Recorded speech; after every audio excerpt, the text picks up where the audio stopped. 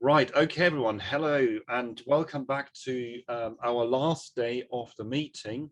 Again, I'm delighted to welcome a number of you today.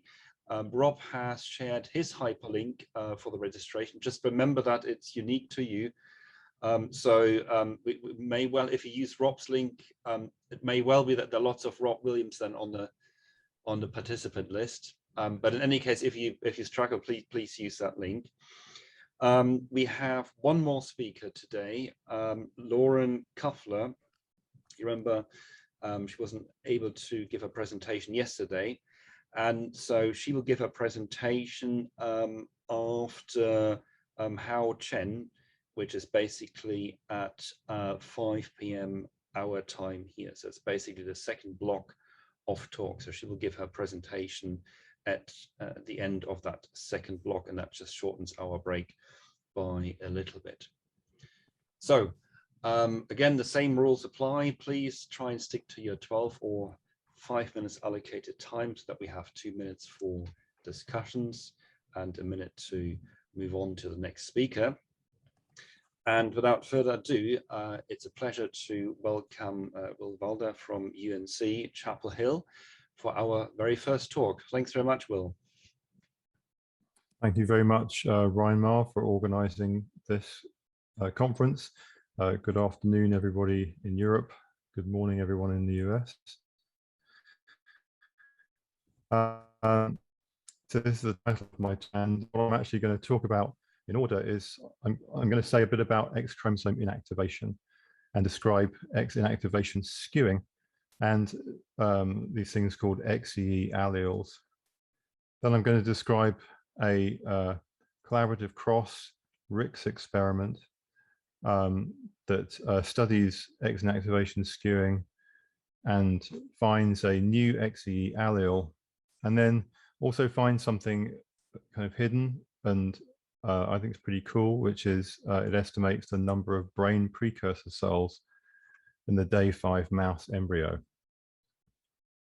And this is work done primarily by my student Kathy Sun, and also with the help of all of these people. And this is part of a collaboration between myself, Lisa Tarantino, and Fernando Pardo Manuel de Viena, henceforth Fernando. So as most of you will be aware, for most females, the cells of the X for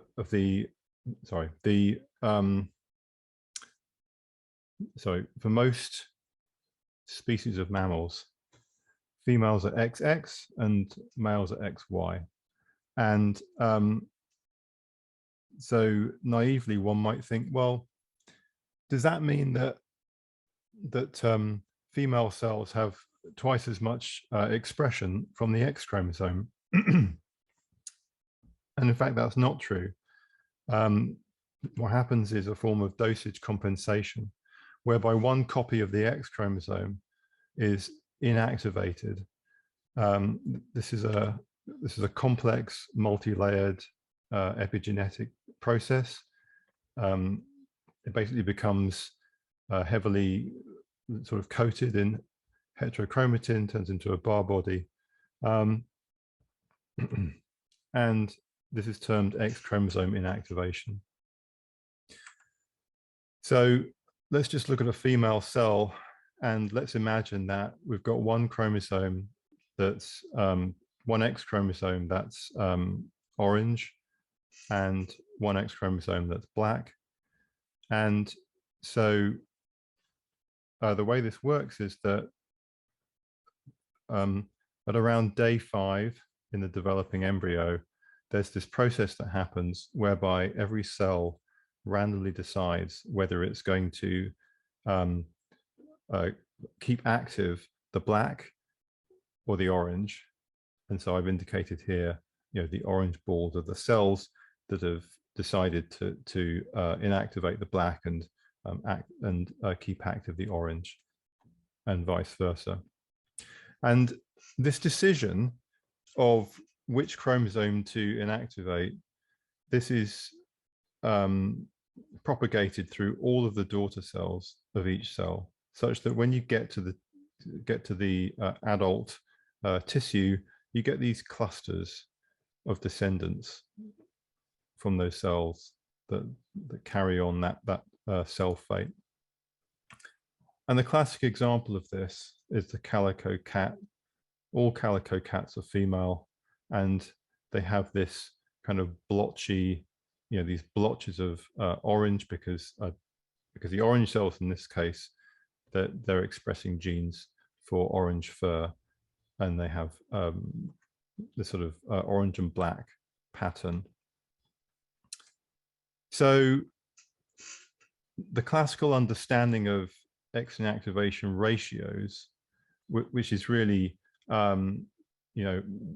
what the proportion of inactivation is of one of the chromosomes versus the other, is that it's random and independent in each cell, and such that if we had a population of females and we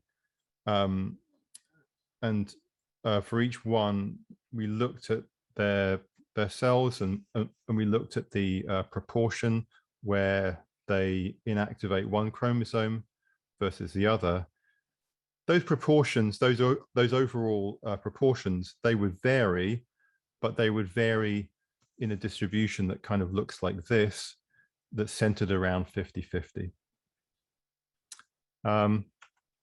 So in the mouse, there's evidence that this process is actually under genetic control. So okay, we've got the mouse chromosome here and highlighted there's the X inactivation center, which has got various sort of genes and bits and pieces that orchestrate X inactivation. But the important thing in mice is that people have found that there's this region which is not very well defined, but it's a region called the X chromosome controlling element, or XCE, and it's got a number of different alleles. And so different inbred strains, for example, have different, they're homozygous for different alleles. And these alleles form an allelic series, which I've labeled here, going from weak to strong. What does that mean? Well, first of all, let's imagine that we've got an individual who is heterozygous at the X chromosome at the XE allele, and so if they're homozygous, then you just see this 50-50 ratio. Okay, just as you might expect. However, if they're heterozygous, then you see something different. You see skewing. So if we look at that purple line there, you can see this is for an individual where on one copy of the X, they've got XEEB, and on the other copy of the X, they've got XEA, and there's this real shift towards XEEB. There's this preferential inactivation of XEEA in favor of XEEB, hence the weak and strong series. So that picture was actually from a study that was done between my lab and that of Fernando, and that was a while ago. The general way in which we estimated these X inactivation ratios was as follows. We took two inbred strains, made an F1 hybrid, and then harvested tissue from whatever organs we were interested in. And then we calculated, so we got the gene expression, and we looked at transcripts for heterozygous X genes, and we calculated allele specific expression. Fairly simply, you do the you get the proportion from just the number of orange and orange versus black.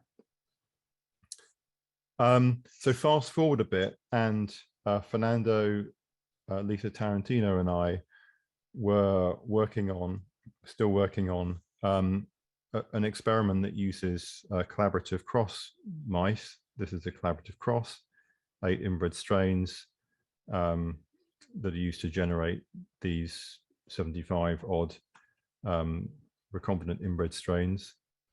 And the experiment we were working on wasn't really anything to do with X chromosome inactivation, but it had this kind of structure. So this is really a series of F1 crosses between CC strains. And so one might ask, okay, well, what is there actually to discover, right? You've got this experiment. What about XEE is there to discover?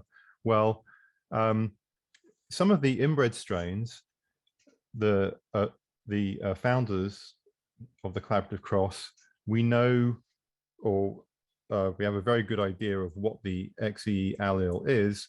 Two of them, however, we only know from phylogeny, and so we don't really know because there haven't been any experiments, and so these are predicted to be B, but you know, we don't know that, and so we thought, well, we could use this data set to answer that question. What we actually ended up using was 2 data sets comprising 28 CC strains combined to form 29 CCF1 lines, and a total of 266 female samples. So the way we estimated X inactivation ratios was we did RNA-seq in brain, because that was the tissue we were interested in, 100 base pair single-end reads. We used a KEMA-based approach to get ASE, and we used a sort of fancy Bayesian hierarchical beta binomial model to estimate X inactivation proportion per gene, per pup, per cross. And what the results of that look like is this is just a sample of the results here on the x-axis. We've got the estimated XEI proportion, and this is actually for a cross where at the XEE allele that it's homozygous, so we would expect it to be a 50-50 ratio. These are the X inactivation proportions for the individual pups. This is the overall sort of consensus proportion for that F1 cross. When we look at this picture for an F1 where they're heterozygous for those XE alleles, we see this shift just as we would expect to. And so the sort of general results from here is that when we look at XEE alleles where we know what they are and we know what their strengths are, we see results that are consistent with what's previously been reported. And here, gray is consistent, purple is slightly inconsistent or somewhat inconsistent. But when it came to any crosses that involved NOD at the XE locus, we saw something very inconsistent. We saw that there was tremendous skewing. And what we learned from this was that NOD has a novel and unique functional allele XEG, which is the weakest in the allelic series. And we also looked at the sequence and found some interesting things there to do with likely sort of duplication events that might give rise to this. What I want to end on, though, is talking about something which I think is pretty cool, which is we've got this picture of the way that these mice proportions vary around the overall cross consensus. And yeah, this is a stochastic process. We would expect them to vary, but the way in which they varied was fairly consistent. And the extent to which they vary is interesting in itself, because it is actually telling us something. And to see what it's telling us, it's useful to think about this thought experiment called the Polya urn. So The polymer urn is this sort of imaginary urn, and it starts off with some number A, orange balls, and B, black balls.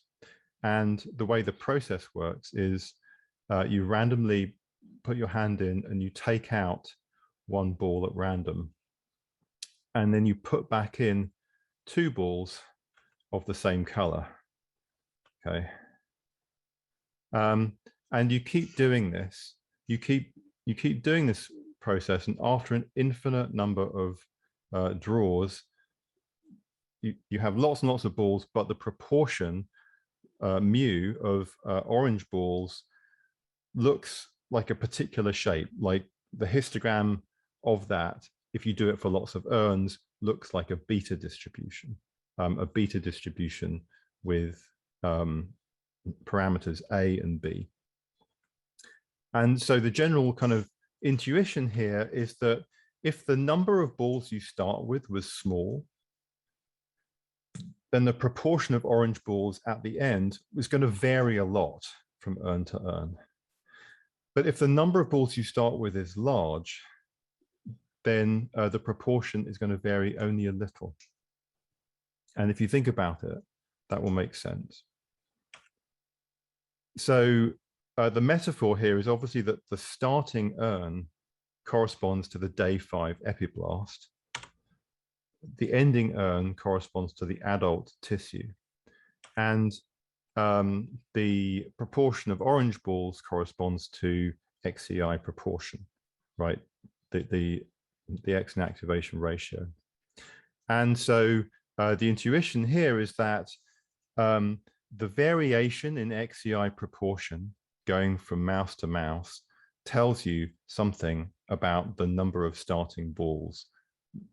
In our case, it tells us about the number of cells in our measured tissue, the brain, the number of brain precursor cells in that day 5 epiblast. And that number we estimated to be between 20 and 30 brain precursor cells. This is a posterior distribution that we backed out of our model, and the blue dotted line is showing the consensus. So that's kind of cool, because if you imagine a day 5 embryo, none of those cells know that they're going to be brain precursor cells. There's no indication that that's going to happen. So we're actually estimating something that at least in this decade, be very difficult to discover experimentally. And this is sort of hidden, interesting thing. That's all I'm going to say. Thank you to all of these people. If you want to read more about this, then you can look at our paper, which is down there. Thanks very much. And then for increasing doses of formalin, we record top down from the open field. And from there, we have a deep neural network based pose estimation network, tracking network, and we use that to create behavior classifiers with our new behavior classification assay called JOBS. And we can also extract sensitive gate features, open field measures, and various engineered features that were specifically made for this project. And from there, our hope is to model a composite nociceptive score. And we also have right now in analysis, morphine validation. So our first behavior we wanted to validate was licking behavior. And you can kind of see that we did a deep, a dense labeling of 10 minutes of video from multiple mice. And we find high frame agreement, and then we came up with this bout agreement measure, which we look at licking bouts, and if 50% of the labeler and 50% of the classifier are overlapping the bouts, we see that that bout is an agreement. And you can see that based on this, we're reasonably happy with the performance of our classifier.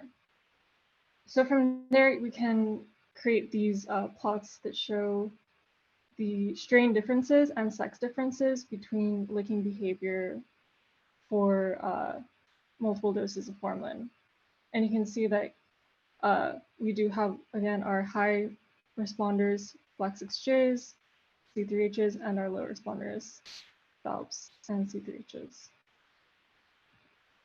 And using this approach, so we have behavior metrics for licking, shaking, and rearing. Those are made by our classifiers.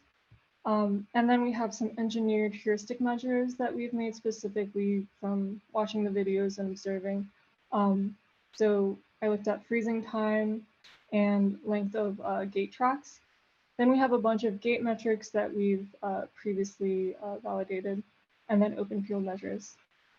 And we've kind of run into this problem where a lot of our measures that we're using to explore formalin behavior are based on movement in the open field. And AJs and BALB-Cs, they don't really move very much, even in non-formalin conditions. So even saline AJs barely move. They kind of just post up in the corner and stay there for the duration of the open field. And so that's kind of where we are running into problems. And then this is just a plot showing sex differences in formalin behavior for all 4 strands.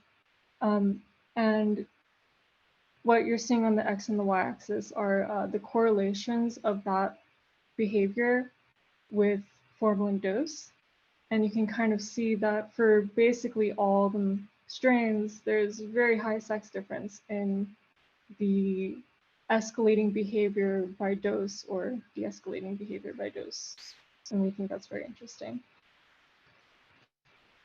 And so our next steps are modeling based on, we're trying to solve the problem of what behaviors can we look at. We have a couple ideas on that. We might make a decision-based model. So at the beginning, we might look at how many strides an animal takes, and based on the number of strides, we can use different models. And then we also have analgesic validation, which is completed and in analysis right now. And that's all I have. Yeah.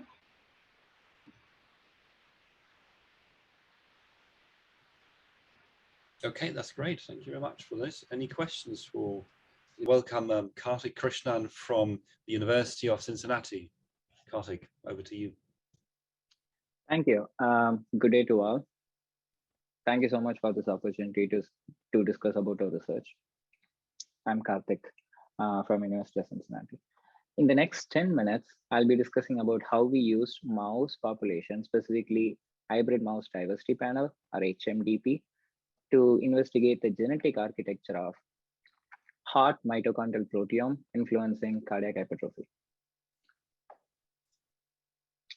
This is my disclosure slide.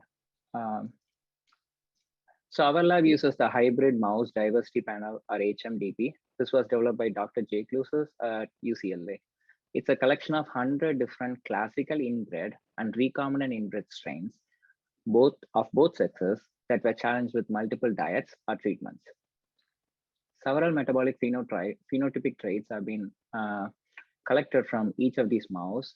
That includes obesity, insulin resistance, non-alcoholic fatty liver disease, heart failure, and so on and so forth. Also, several metabolically related tissues have been isolated, namely liver, adipose, and heart, from which transcriptomics data, proteomics data, metabolomics, lipidomics, and other omic data have been collected. For the rest of my talk, I'll be focusing on heart tissue. More specifically, we integrated natural genetic variation from over 72 HMDP strains, all were female, that were placed on chow diet, from which whole heart was extracted and whole whole lot proteomics was done.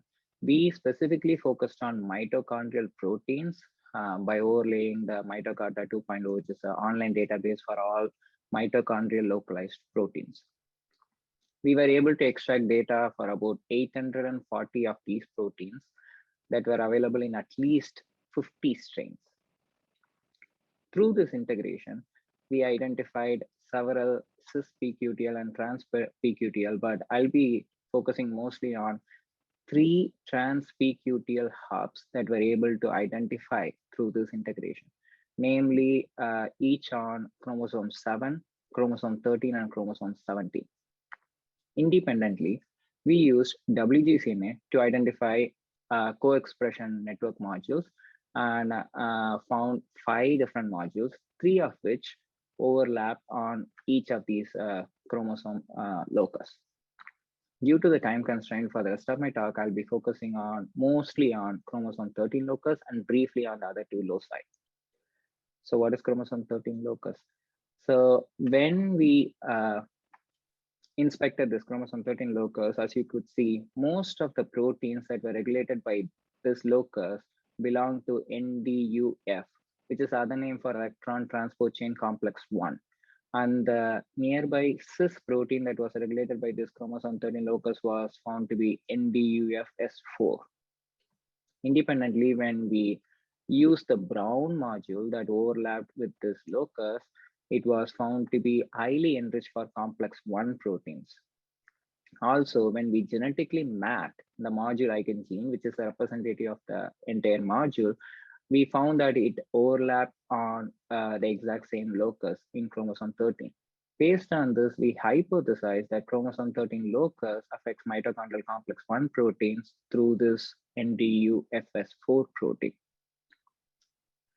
These bar graphs show genetic genotype distribution plot between the 2 alleles at the genotype of chromosome 13 locus.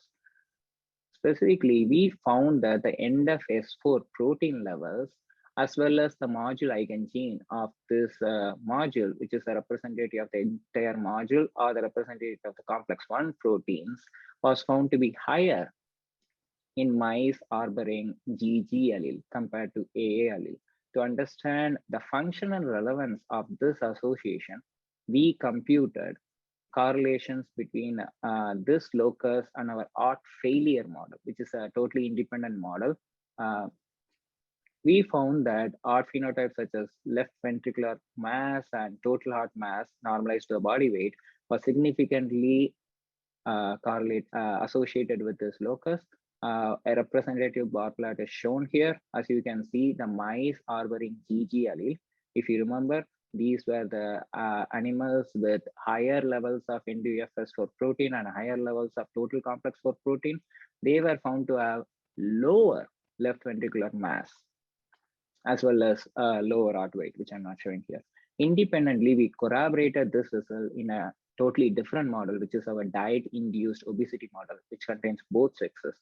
Again, we were able to find that in these independent models, the females harboring the GG allele and as well as the male harboring the GG allele had lower heart rate. As a further validation, we collaborated with Dr. Shifeng Li from Oklahoma University, who harbors a cardiac-specific NDUFS4 knockout mice. We isolated heart from the wild type and the knockout mice from these animals and did whole proteomics. As you can see, among all differentially expressed proteins, almost everything belonged to complex 1 proteins, and they were all down-regulated in knockout mice with the exception of NDF-AF2, which others have shown to be a assembly factor which tries to stabilize complex 1 in the absence of NDFS4, which kind of makes sense and fits with our model. To move on briefly, we found that the chromosome 17 locus was found to be enriched for mitochondrial ribosomal proteins, as you can see from the circus plot, and we identify LRPPRC as the cis-regulatory protein. Again, as a validation, we combined both our pQTL data from this study and eQTL data from the other 2 IFAT isochronous diet-induced obese model. As you can see clearly, the protein QTL at this locus selectively controls or affects the protein LRPPRC and its partner protein SLRP, but do not affect other mitochondrial DNA encoded proteins. However, the same locus controls the mitochondrial encoded RNA levels, which kind of validates our thing that this protein affects at the RNA level. And again, interestingly, this was seen in both sexes. And finally, our chromosome 7 locus was found to be enriched for ubiquinone synthesis or coenzyme Q synthesis. And as a form of validation, we selected about 7 to 8 strains that belong to one or the other allele, the chromosome 7 locus, and we collected heart from these strains, and we did metabolomics to measure coenzyme Q levels. There are 2 forms of coenzyme Q levels. The coenzyme Q9, ubiquinone 9, is the predominant form in mice. The 10 is the less predominant form. Again, we were able to see a very significant difference between the 2 alleles of the genotype. But however, we do not know how the protein level is translated to the molecule level at this stage. But we know that this protein level, the regulation of the protein level is controlling other proteins that are involved in the biosynthetic pathway, and therefore it affects the final biomolecule. So to summarize, we identified 3 genetic loci using our heart proteomics data, one each at chromosome 13, 17, and 7, and we identified the potential cis-regulatory candidate protein, and we found that each of these proteins have regulation either at the protein level, or at the RNA level, or at the final product biomolecule level, which in this case ubiquinone biosynthesis. Also, each of these locus were associated with either left ventricular heart rate or heart mass in 2 independent models, either the heart failure model induced by isoproteinol or diet-induced obese model induced by high-fat isoprostate. Our study strongly shows that there is a genetic contribution in the role of mitochondrial protein in the heart. As you all know, that the heart is highly enriched with mitochondria. With that, I would like to acknowledge my previous lab at UCLA and all our contributors all around the world, and our funding partners. Again, thank you so much for this opportunity, and thank you all for listening.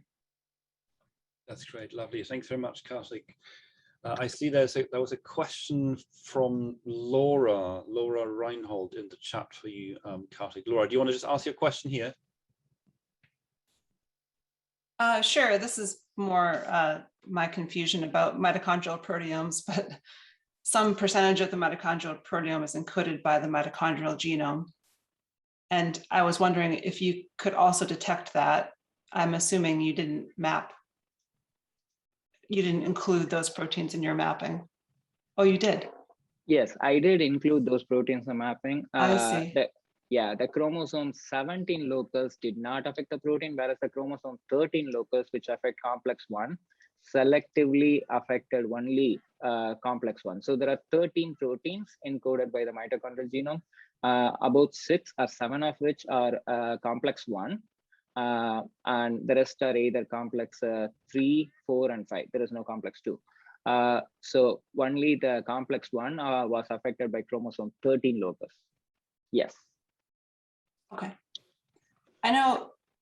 I mean, how do you think about the mitochondrial genomes in these panels, or is it something worth accounting for, or can you, or how do we approach that? Yes, that's a great question. So especially with this chromosome 17 locus, this we never even thought would be happening. So this was known to be, LRPPRC was known to be RNA chaperone, and it selectively binds mitochondrial RNAs. And with our proteomics data alone, we were not able to identify this. But when we integrate the transcriptomics data, again, which was collected from a totally different data set, but since these are inbred, I mean, that's the power of our model. We could combine and compare any different model, and we were able to see that the locus that controls this protein, which is RNA chaperone, controls the RNA at the RNA level, but not at the protein level. I see. Yes. Great, thank you. Any more questions? We've got a break coming up anyway now, so you can just continue with the questions or continue in the chat as well. But we'll resume talks again in 15 minutes. Thank you. Thanks very much. I have a question to follow up on Laura's question, I think. What do we know about the mitochondrial genome of all these inbred strains? Do we have sequences? Is it, do we map sometimes? Sorry, maybe I missed it. But... That's a great question. I mean, that's one of the projects that I'm trying to do. The mitochondrial genome has been sequenced for some of these classical strains, so we could theoretically extend that to the recombinant strains as well. I'm trying to do epistasis between mitonuclear epistasis. I mean, it's I don't know, it's computationally intensive. But theoretically not, because the other part is just 13,000 kb, I mean 13 kb or something. Just main effects of mitochondrial variants. Have you mapped these? Have you mapped like traits, like a metabolic trait to mitochondrial? We tried, but it was not, I mean, we did not get any significant contribution, but only for few traits, mostly for fat traits, obesity traits with fat mitochondria, but not with the heart or other tissues. Cool. Hey, Karthik, Emily, it's Gary. I know these. I knew about LRPPRC because NZO has all the gene expression of mitochondrial genes is suppressed in NZO, and it maps back to that gene. And it's just something I found noodling around. NZO has a unique mitochondrion. All the other classical strains that are in the 8-way cross, the mouse 8-way cross, pardon, all have identical mitochondria, and CAST, WSB, and PWK obviously have unique mitochondria. It's been done multiple times. NZO is what? Sorry, Gary, can you remind me? NZO is different from everybody else, and it's really what subspecies is it? It's a mouse. It's a classical inbred strain of mouse. So it's domesticus mostly. It is domesticus, yes, okay. Mostly. Sorry. But it was, as the name implies, derived in New Zealand. It's an obese strain, and I believe it shares its mitochondria with the other NZs, but I'd have to check that. A lot of mouse mitochondrial phylogenies have been built over the years. I know if you're really keen on this, Beth Dumont has done it most recently. But the dearth of mitochondrial variation is a real problem in classical mouse genetics. Mm-hmm. And the NZO mitochondria are really weird and fascinating. And and by the way, Karthik, thanks for the nice talk. I tuned in for this one in particular. Thanks so much. And everybody else's talk was awesome too. Thanks. Bye. Okay, so welcome back, everyone. And our next speaker is going to be Paul Meyer from University of Buffalo. Do you see the presentation and not the notes page? No, we do see the presenter for you, but don't see the presentation. Okay. Yeah, I can swap that. Hold on. I'm not sure. That always happens. I'm not sure why. So that should look okay. Yes. Yeah. Okay.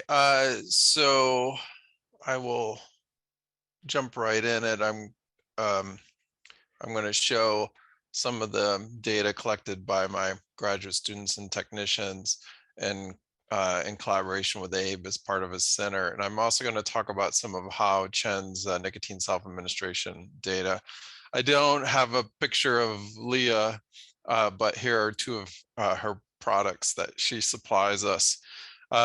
So I'm Paul Meyer. I'm behavioral neuroscientist at the University of Buffalo Department of Psychology. I'm primarily interested in animal models of motivated behavior, in particular drug addiction. So I've been a phenotyper. I'm sort of a node in Abe's ecosystem, basically focusing on phenotyping a lot of drug addiction related traits that you see here. This is our project within Abe's Center, and we look at a number of behaviors in these animals. I do want to, but I'm going to focus on talking about this Pavlovian conditioning phenotype. But I do want to point out that Leah also ships her rats to the University of Michigan, and they actually measure that same trait in Ann Arbor. But then one thing that I want to point out that I'll mention briefly is that Hao Chen also is looking at nicotine self-administration, and this will be important coming up. So first, Pavlovian conditioned approach. What is it? I mean, it's Pavlovian conditioning, but instead of the bell and the meat sauce, we use a lever that's inserted into the cage for 8 seconds, and then a food pellet is delivered into the food magazine. So it's really important to remember that the animals don't have to do anything to receive the food pellet, but they do things. Some of the animals will go up to the conditioned stimulus, in this case the lever, and interact with it, and they'll deflect it incidentally, and we can measure that. We call that sign tracking behavior.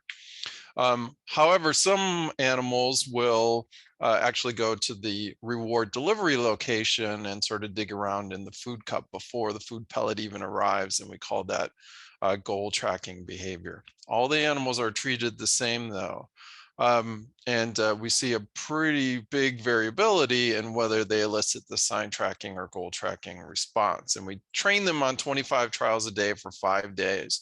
What you're looking at here is basically an index of sign tracking and goal tracking behavior.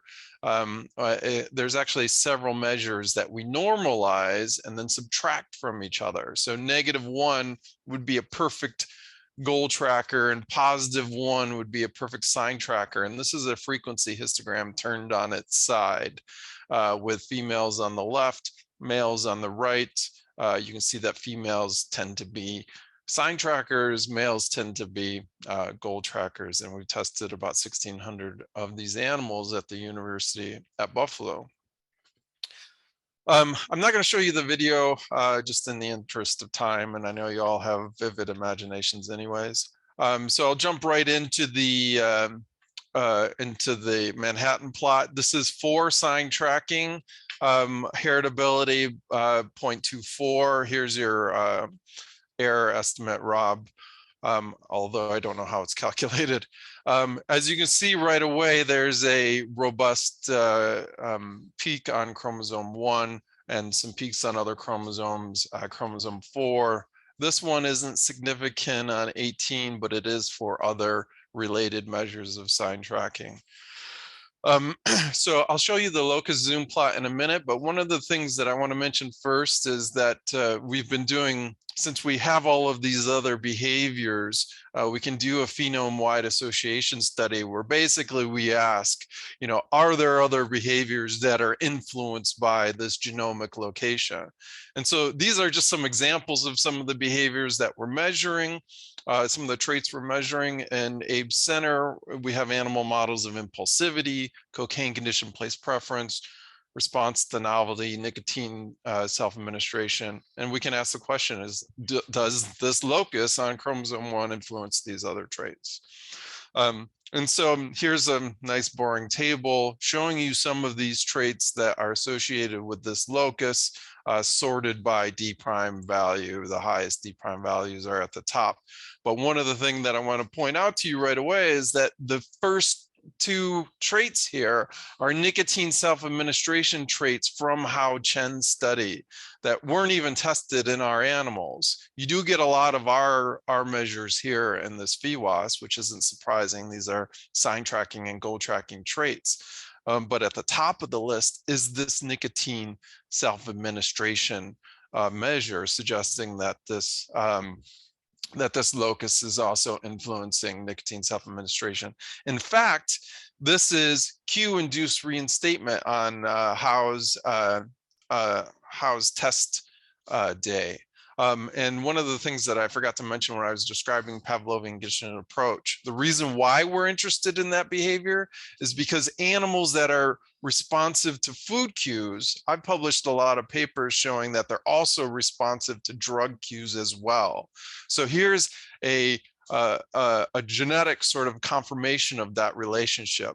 This is actually one of the studies that we did before we even started the P50 Center. We identified animals as sign trackers or goal trackers using the paradigm that I showed you. This was in Sprague Dawley's.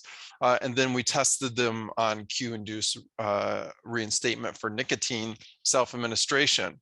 So you can see that sign trackers have higher levels of Q-induced nicotine reinstatement compared to goal trackers.